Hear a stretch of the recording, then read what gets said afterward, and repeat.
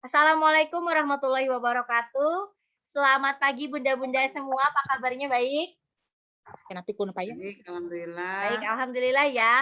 Baik, tadi sudah saya sisipkan presensi link absensi untuk hari ini. Silahkan nanti bunda-bunda isi ya. Nah, materi kita hari Ya, ini Bunda. itu tentang pendidikan yang memerdekakan. Saya izin share screen, boleh? Silahkan. Ya, itu Karigo itu kah dia?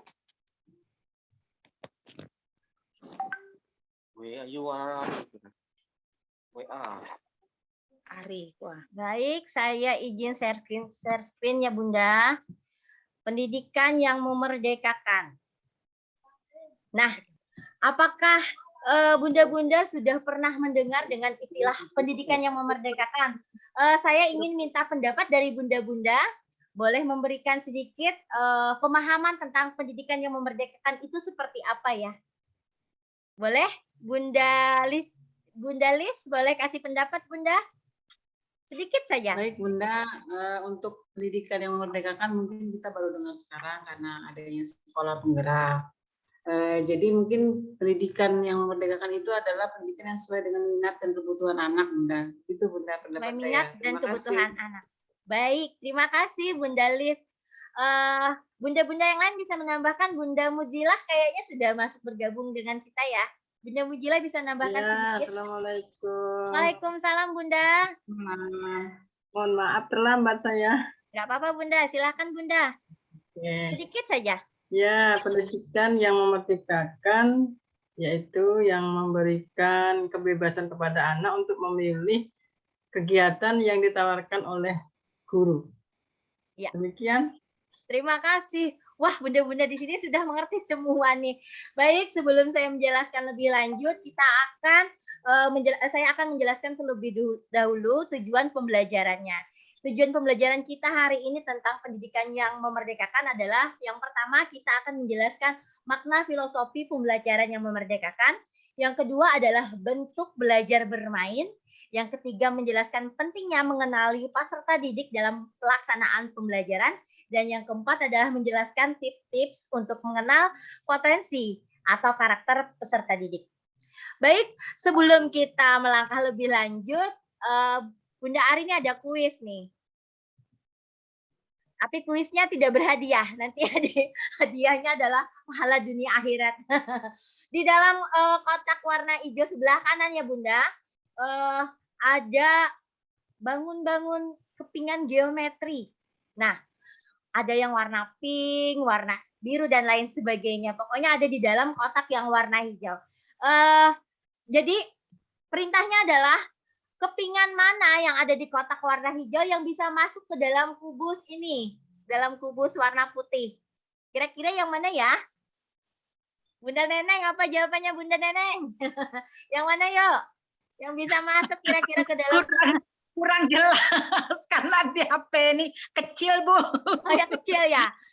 Ini kecil, kubusnya kecil daripada kepingannya. Kira-kira Bunda Lis bisa bantu jawab?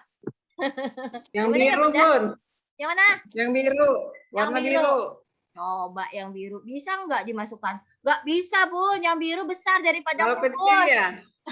Iya. Bunda Lis, yang mana Bunda Lis? Bunda Mujia. Rucut kali Semua ya. bisa masuk, Bun. Semua bisa masuk. Alasannya? Semuanya. Alasannya? Nggak bisa. Dia akan dilipat. Nggak bisa, bentuknya lebih besar. Apabila itu dari triplek, nggak bisa masuk ke dalam kubus. Nah, ada yang tahu nggak jawabannya? Yang mana? Nyerah. Nyerah ya. Oke. Ya. Sekarang Bunda ada ngeliat ini nggak? Tuh, itu bentuknya apa ya? Love you. Nah, terus nih, masuk nggak nih ke dalam kubus? Masuk. Kan, dong. Bunda. Nggak lihat dari di ujung, Bun. Aduh. Mata tua. Mata nenek-nenek. Nggak kelihatan. Fokus ya. Baik. Mata tua. Oke, kita lanjut. Terima kasih atas pendapat Bunda Mujia dan Bunda Lis tadi tentang pendidikan yang memerdekakan. Sama-sama. sebelum kita melangkah lebih lanjut, izinkan saya menyampaikan pendalaman materi ini dengan menggunakan video. Nanti ada 2 video yang akan kita bandingkan. Video pertama. Habis itu Bagaimana ekspresi anak ketika guru memberikan suguhan pembelajaran seperti ini? Tempeli kena dengan HP-HP. terus ini Cucukan di tena nyala kedua na ulo HP na kayak tuh iya munduk tuh kita ini dua nih lo nak. dasi yang mana sih? Sampai meremelek, Bunda. Habis itu Nge-lag ini. Dan jalan. DASI dasi siapa ini? D terus ini terus Kenapa ya? Apa yang salah? Dodi dasi yang mana sih? Habis itu Pendekan itu, pendekan mereka makan ini. DASI dasinya siapa ini? D terus ini Baik, Bunda. Itu adalah video pertama. Sekarang kita akan menyaksikan video kedua. Apa yang bisa kita bandingkan dari video pertama dan video kedua ya? Apa yang sedang dipikirkan anak ini ya? Ini adalah video kedua. Implementasi dari sekolah saya sendiri.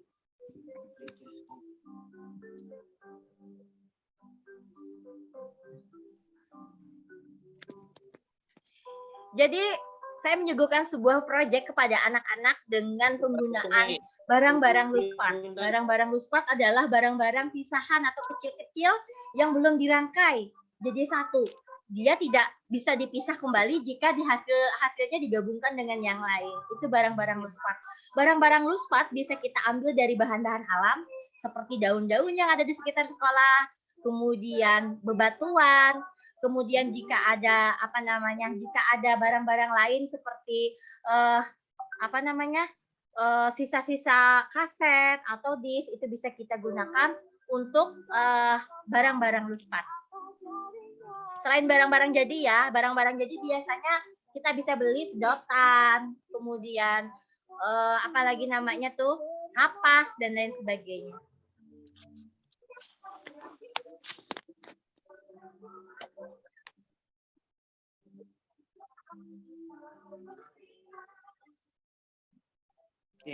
Lihat semua anak-anak aktif, tidak ada yang tidak ada yang diam. Mereka semua penasaran dengan benda-benda yang ada di depannya. Baik, kasih pendapat dong sedikit. Dari video pertama dan kedua ada sesuatu hal yang berbeda. Mari kita diskusikan perbedaan apa yang bisa kita lihat dari situasi saat belajar tersebut. Bunda Neneng bisa kasih pendapat, atau Bunda Lis atau Bunda Mujila, silakan. Saya Bunda Lis. Bunda Lis ya, silakan Bunda Lis. Kalau menurut pendapat saya tadi perbedaannya nampak sekali Bunda. Yang pertama itu sepertinya anak dipaksakan untuk belajar Bunda, sesuai dengan kemauan orang tuanya. Tapi yang kedua anak belajar bebas sesuai dengan keinginannya. Jadi anak-anak ceria dan gembira Bunda. Begitu pendapat saya Bunda. Baik. Jadi cara pembelajarannya yang bagus, yang satu apa yang dua kayaknya setujunya nih? Yang dua, jelas yang dua. Oke, Bunda Mujila silakan tambahkan Bunda. Ya, saya sependapat dengan Bunda sebelumnya. Dan rasa saya yang kedua yang sesuai. Baik. Yang lebih menarik. Oke, terima kasih Bunda Lis dan Bunda Mujia. Baik, kita akan lanjut ya. Nah, berdasarkan apa yang dikatakan oleh pahlawan kita, pahlawan pendidikan, yaitu menurut Ki Hajar Dewantara, semua pendidikan itu berpusat pada anak. Betul sekali apa yang disampaikan oleh pemahaman dari Bunda Lis, Bunda Mujia, bahwa karena biarkan anak secara merdeka memilih menentukan caranya untuk belajar. Karena pada hakikatnya anak itu berbeda. Kembar identik sekalipun tidak akan sama persis, tapi pasti akan memiliki perbedaan. Sehingga keragaman karakter anak adalah kodrat yang sudah diciptakan oleh Tuhan. Nah, ada istilah dengan relevansi berhamba pada anak. Ternyata maknanya adalah mendalam bagaimana kita bisa mengutamakan tujuan pendidikan itu untuk anak. Semua pelayanan yang kita berikan untuk anak. Apa yang akan kita rencanakan adalah untuk anak, semua untuk anak. Contoh penerapannya adalah bahwa memberikan pelayanan terbaik untuk anak didik kita seperti memberikan pembelajaran dan pendidikan kepada anak tanpa memandang siapa orang tuanya. Walaupun orang tuanya misalnya pejabat atau anak petani, kita tetap sama memberikan pelayanan yang terbaik. Semua berfokus adalah untuk anak-anak. Nah, untuk itu kita sebagai guru harus kreatif untuk merancang kegiatan pembelajaran, yaitu melalui prinsip belajar bermain yang bermakna. Ini adalah hal yang diharapkan untuk mencetak anak-anak nanti berpikir kritis serta tetap bercermin pada profil pelajar Pancasila. Ini adalah salah satu Bunda pembelajaran bermain bermakna dari rumah yang nanti bisa kita implementasikan kepada orang tua, bisa kita kasih untuk kepada orang tua dengan permainan tradisional tetapi bisa dilakukan di rumah. Judulnya adalah Balebo. Hai teman-teman, kenalkan aku Tania Jasmine dan kakakku Naila. Kami mau mencoba permainan tradisional Kalteng. Teman, hari ini kenalkan kami. Jadi dalam satu pembelajaran kita bisa merancang untuk mengembangkan aspek-aspek yang ada pada anak. Tidak hanya satu aspek. Contohnya ini, anak saya bisa berhitung dengan menggunakan benda-benda nyata real di depannya. Taruhannya permen. Jadi mereka memasang 2 permen setiap orang. Ya. 2. Nah, itu adalah belajar menghitung dengan konsep bilangan. Dan Mama juga ada 2. Nah, sekarang kita pasang taruhannya di balik buku ini. Kita masukkan taruhannya. Zaman dulu tidak menggunakan buku Bunda, tapi papan. Nah, jadi karena di rumah kita tidak ada papan selonjoran, jadi kita memakai cover buku yang tebal untuk penahannya. Nah, selanjutnya teman-teman, hari ini kita memakai bola. Aturan yang pertama, bola basket yang kecil ini sebagai nanti alat untuk menjatuhkan buku ini ya. Dan sekarang kita memilih bola. Anak diajarkan untuk mengembangkan aspek fisik motoriknya, yaitu dengan melempar bola itu anak harus mengenai tepat sasaran. Bolanya warna mana, Nak? Nah, kemudian anak dikenalkan dengan konsep warna. Jadi, sebagai seorang guru kita harus bisa merancang satu mainan, tetapi kita bisa menumbuhkan berbagai aspek untuk perkembangan anak dan stimulus perkembangan anak. Ini adalah belajar jarak, dekat jauhnya. Baik, sudah selesai kayaknya terpotong ya videonya. Itu adalah 2 anak saya yang ada di rumah untuk mengingatkan refleksi kembali ketika saya kecil untuk belajar permainan tradisional Kalteng. Hai teman-teman. Jadi kunci kesimpulannya adalah pendidikan yang memerdekakan itu adalah seperti yang Bunda-Bunda sampaikan, berpusat pada anak, kodrat anak sebagai makhluk yang unik, tidak sama dengan yang lain, namun tetap bercermin dengan filosofi dan pelajar Pancasila. Nah, bagaimana cara mengenal potensi dan karakter peserta didik? Yang pertama, kita merancang permainan-permainan menarik.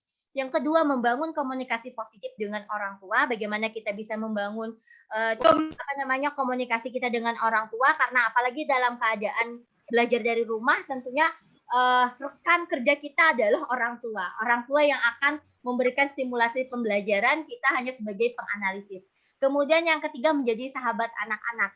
Seperti filosofi dari Ki Hajar Dewantara bahwa kita bisa menjadi teman anak-anak, sahabat anak-anak, dan kita juga bisa menjadi tauladan ketika kita di depan, dan kita juga bisa menjadi pendorong atau memotivasi anak-anak agar mereka lebih kreatif. Kemudian memahami lingkungan sekitar anak, kemudian membangun komunikasi 2 arah dengan anak. Sekian yang dapat saya sampaikan. Akhir tugas ini, nanti Bunda-Bunda semua membuat karya nyata ya. Yang saya minta adalah teman-teman membuat sebuah permainan bermakna yang dapat menumbuhkan beberapa aspek yang ada di dalam satu permainan. Oke Bunda-Bunda, sampai ketemu besok lagi ya. Baik, nanti yang belum Ya, mengisi terima presensi, kasih Bunda Ari ya, ilmunya. nanti yang belum mengisi presensi boleh diisi ya. Sekali lagi terima kasih. Mohon maaf apabila ada kata-kata saya yang kurang berkenan di hati bunda-bunda semua. Sekali lagi mohon maaf. Dan Sama-sama. kita akan melanjutkan dengan materi berikutnya besok hari. Baik, Assalamualaikum warahmatullahi wabarakatuh. Dadah semuanya. Waalaikumsalam Terima kasih, warahmatullahi Bunda Ari. wabarakatuh.